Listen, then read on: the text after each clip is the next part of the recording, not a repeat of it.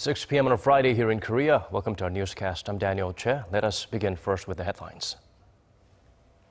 North Korea carries out its fifth nuclear test and its second just this year. We bring you an in-depth analysis of the provocative move. President Park Geun-hye cuts her diplomacy tour short and heads home to address Pyongyang's disturbing move. She has already discussed the matter on the phone with her American counterpart. Countries around the world respond to the nuke test with concern and condemnation, while Seoul, Washington, and Tokyo jointly request an emergency meeting of the UN Security Council. Out of that are expected to come harsher sanctions. North Korea officially confirmed the regime conducted its fifth nuclear test. The event was felt through a magnitude 5.0 seismic tremor that was detected this morning near the North's nuclear test site. Connie Kim has our top story. About 4 hours after a 5.0 magnitude tremor was detected from North Korea's Punggye-ri nuclear test site, Pyongyang confirmed in a broadcast that it conducted a nuclear test. The reclusive state made the confirmation through its official Korean Central Television at around 1:30 p.m. South Korea time, saying it has, quote, successfully conducted a nuclear warhead test. Through this nuclear test, the artillery units of the Korean People's Army have reconfirmed the capability and force of a standardized nuclear warhead for launch on a ballistic rocket. Defending the test, the North claimed no radioactive material leaked from the explosion site and that it has caused no environmental harm. In the TV report, the North said the regime can produce a variety of miniaturized, lighter, and diversified nuclear weapons of higher strike power. KCTV went on to say that the nuclear test was a response to sanctions led by the U.S. and its allies, and that Pyongyang will continue to develop its nuclear weapons as a means of self-defense. Connie Kim, Arirang News. Now let's zoom in on South Korean government's response to the North's fifth nuclear test. We have our Kim Hyun-bin standing by at the Ministry of National Defense in Seoul. Hyun-bin, what are you hearing from the officials there? Good evening, Daniel. South Korea's Joint Chiefs of Staff said the magnitude 5 tremor was detected near North Korea's Punggye-ri nuclear test site at around 9:30 a.m. this morning. The Ministry of Defense confirmed that it was a nuclear test, estimating the yield of the bomb at 10 kilotons, which will make it the biggest the regime has ever detonated. By comparison, Pyongyang's fourth nuclear test in January this year was estimated at 6 kilotons. This morning's apparent test also marks the shortest interval so far between nuclear tests by the regime. The ministry says that it is looking into whether the test was successful and also whether it was a hydrogen bomb. Now, shortly after the detonation, the chairman of the Joint Chiefs of Staff, Lee Sun-jin, held a video conference with key military leaders and ordered them to establish the highest state of readiness to strongly counter additional provocations from the North. He also called on the nation's troops to keep a lookout for any unusual activities north of the border. Now, government sources say there's a high chance today's test was aimed at marking the 68th anniversary of the establishment of the regime. Now, North Korea has conducted 5 nuclear tests so far, which were in 2006, 2009, 2013, January of this year, and now today. And of the 5, 3 were conducted under the reign of Kim Jong-un. Right. Now, Hyun-bin, South Korea's military made an announcement regarding implementing a new plan to counter the North's nuclear and missile threats. Can you tell us a little bit more about that? Well, previously, there were 2 steps to counter North Korea's nuclear and missile threats using kill chain and the Korea Air and Missile Defense System. The kill chain aims to preemptively identify and strike key enemy facilities before a missile is launched, while the KMD intercepts missiles before hitting designated targets. A third step has been implemented today, known as the Korea Massive Punishment and Retaliation. If North Korea plans to threaten South Korea with its nuclear weapons, so will spare no measures to retaliate by targeting the regime's core. Now let's hear what the JCS has to say. Our third defense stage, the KMPR, should retaliate against North Korea's nuclear weapons by targeting the regime's leader and military headquarters. We'll use precise missiles and deploy special forces units to the north. Well, that's all I have for now. We'll bring more updates in the later newscasts.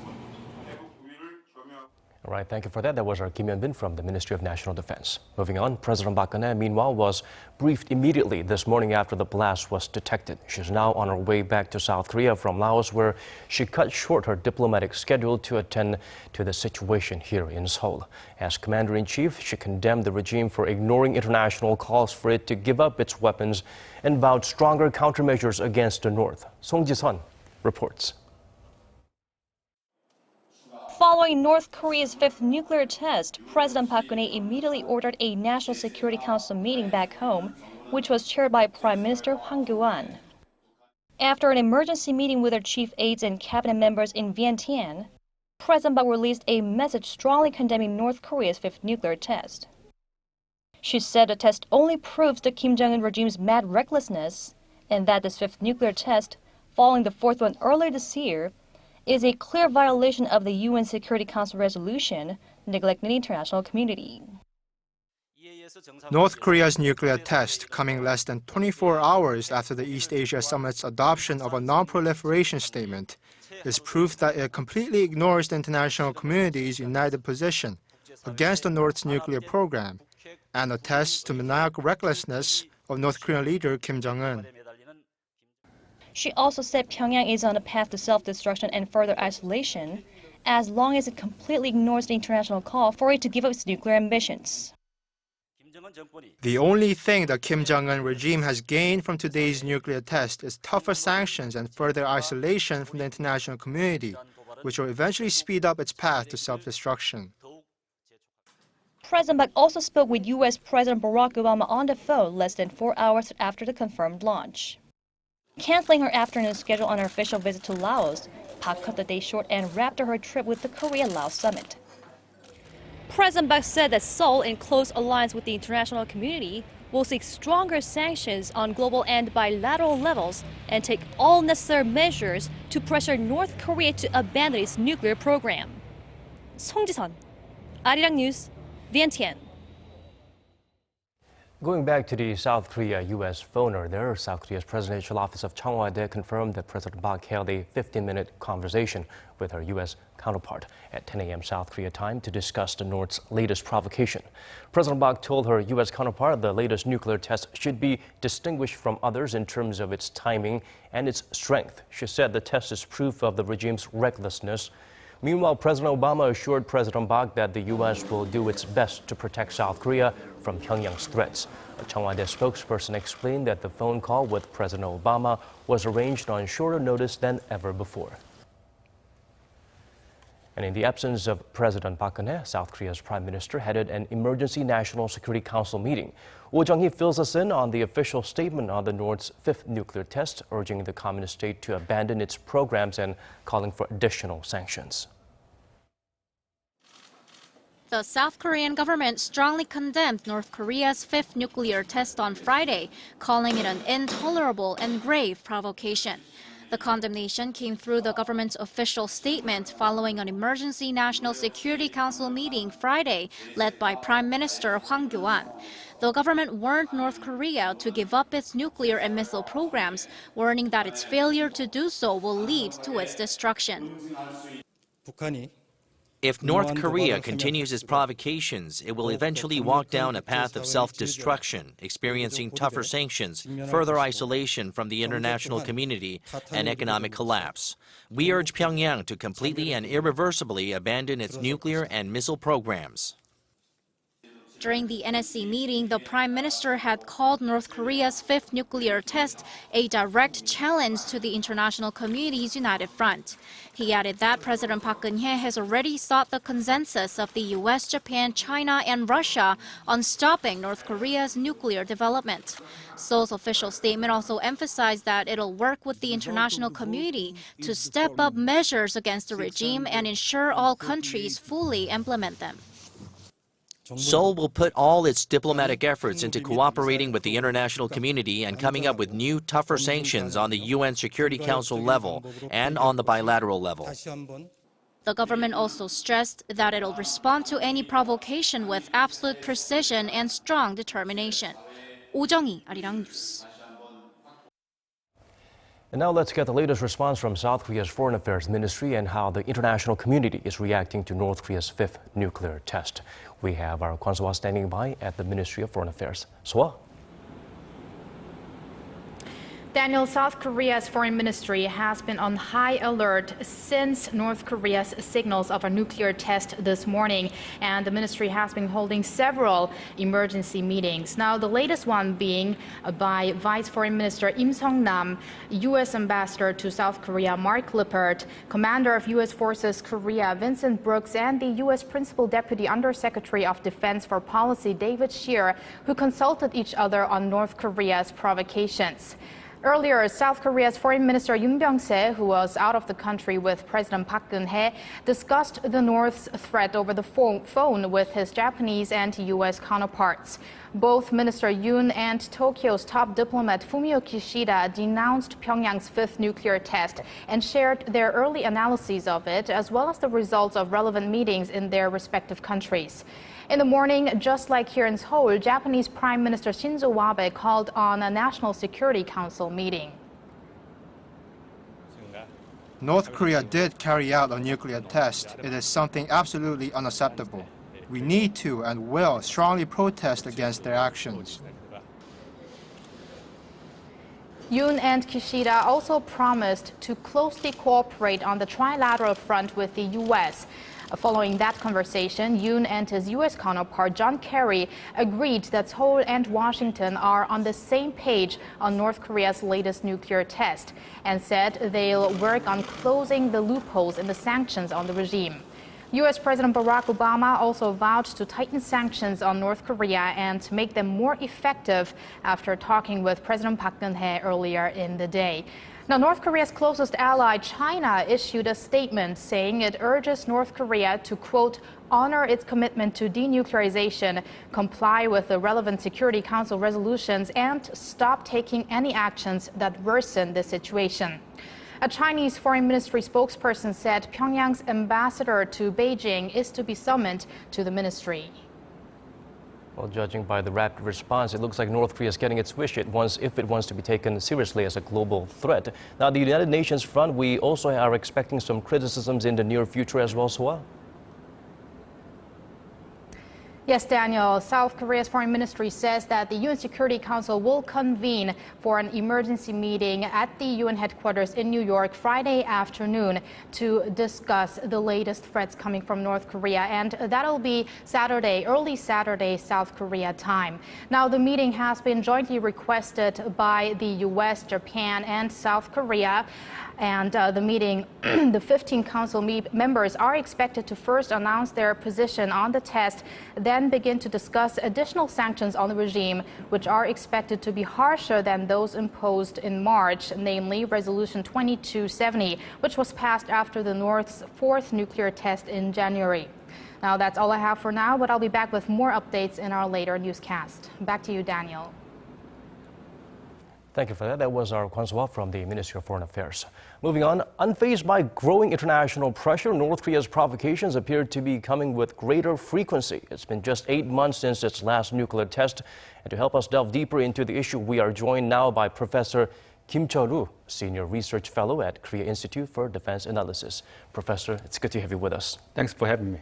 Well, first of all, it's a fifth nuclear test. It's the second for this year. The Hermit Kingdom is always unpredictable. And are we able to point out the main reason for them conducting the test, particularly at this point in time? Yes, today, September 9th, is North Korean regime's 68th anniversary of the founding day as a regime. It's more than that.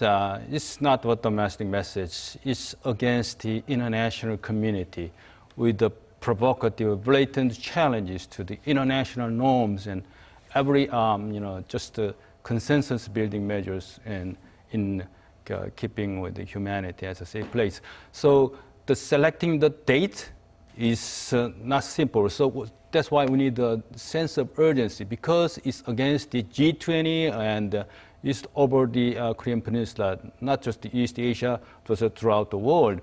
So the selection of these things is against the international consensus even against the non-proliferation treaty and UN regime, and particularly UNSCR 2270. So this is very serious provocations done by the Kim Jong-un.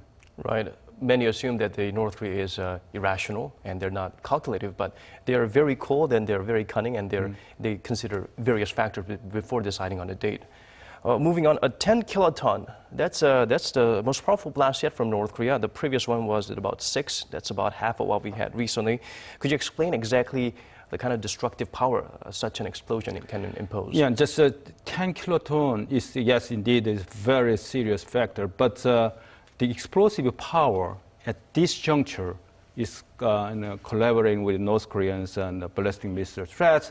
They even argued that they designed and tested and just how to mount that warhead into the ballistic missiles. That's the serious business. So the explosive power, depending on which target they are aiming for and which delivery systems, like a Scud or Nodong or just the Musudan missiles, even SLBM. So they are trying to show off. They are get ready to the preliminary, or preemptive surprise attack to whatever targets within their range of ballistic missiles. So the explosive, the severe or great extended, people are likely to compare the situation with the right after the World War II.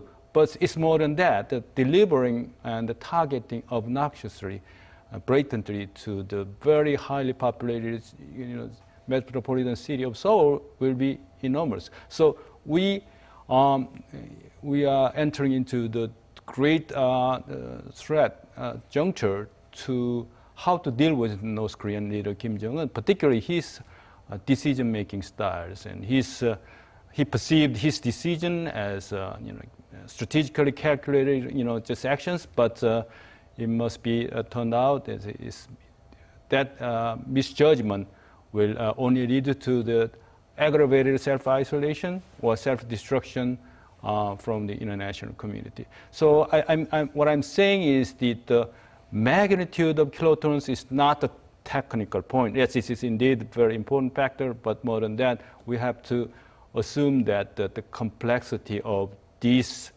fifth nuclear test. Right, it's a demonstration and not a full show of everything they've got in their arsenal. Moving on, Pyongyang, we usually perceive the regime as having more bark than bite, but it seems to be, there seems to be a need to change that perception. Certainly they brag about their upgrades in nuclear technology, and how much can we trust the regime's claims that the latest test will help them with fine-tuning their nuclear warhead installment and ballistic missiles? It's yet to be verified, but it takes time to verify their claims is correct or not. But in retrospect, North Korea's nuclear and ballistic missiles and technology programs has been a little bit leap forward than a lot of people expected. So what I'm saying is they've already crossed the critical threshold to deploy the nuclear warheads. So it's not just operational ready yet, that's my understanding, but it's still very critical. So what I'm saying is that we need a new framework to how to perceive, analyze, or how to respond to, to the North Korea's threats. Just like a condemnation, another round of meetings, or expanding, heightening of the international sanctions is not enough. It's critical time to think about how to deal with North Korean regime, including the regime change. Right. We need to show a little bit more respect to what kind of a valid threat North Korea is, instead of assuming that they're doing what they always do. You mentioned that the sanctions, they might not be as effective as we assumed. What do you suggest we could do more to change, to force Pyongyang to change its ways? And do we expect another nuclear test before the year is up? One thing I want to point out is that Madam President Park Geun-hye have done a great job in building consensus for the denuclearization of the North Korean nuclear program, and particularly in G20 and all the just the top leaders and even Asian countries have reached a deep consensus on dealing with the North Korean's nuclear program. So the sanctions is not just rhetorical, just the implementation process must be substantiated with the very critical, actions So what I'm saying is that in retrospect, for the last 10 years, from first nuclear test 2006, 10 years, we've discussed so much, a lot of just ideas. It's time to think about how to implement that idea into actions. So in that sense, sanctions, there's no exceptions because United Nations Security Council mandated. So I think this is the right time to have just showing off, not just showing off the strategic maneuvering or strategic communication or reaching a consensus building. So it's time to implement and check and verify the impact to the to the decision maker, to Kim Jong-un. So it's not the technical issues. So we need more strategically based, considering the strategic landscape in and around Northeast Asia. So there must be no exceptions, including China. So in that sense, I strongly argue that we don't need more justifiable argument regarding how to deploy the THAAD. Right. This obviously, and it's proved by the Kim Jong-un's reckless provocations. So sanctions not enough.